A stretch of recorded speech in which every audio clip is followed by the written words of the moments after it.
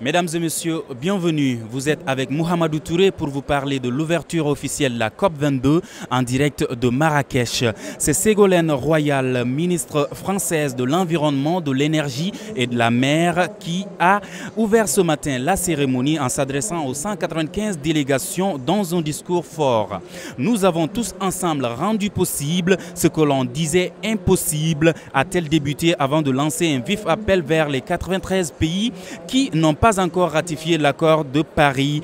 L'accord de Paris est de rappeler que les 20 pays les plus riches vivent avec des ressources équivalentes à 3 planètes actuelles. Je demande une nouvelle fois la justice climatique, en particulier pour le continent africain, a-t-elle conclu avant de passer le témoin à Salah Eddine Mezouar qui prend officiellement la présidence de la COP jusqu'au prochain sommet.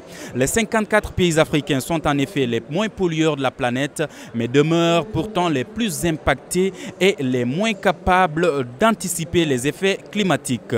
Pour le ministre marocain des Affaires étrangères, ce sommet mondial doit être une opportunité pour porter la voix des pays les plus vulnérables face au changement climatique, en particulier celle des pays africains et des États insulaires, où beaucoup de gens sont confrontés au quotidien à des souffrances qui les poussent à remettre en question leur existence même. Alors, parmi les grands enjeux de négociation pour ces 2 prochaines semaines, les pays africains insistent sur la nécessité de définir les mécanismes financiers à travers notamment le Fonds vert climat pour permettre la mise en œuvre concrète des projets d'atténuation et d'adaptation aux effets du changement climatique.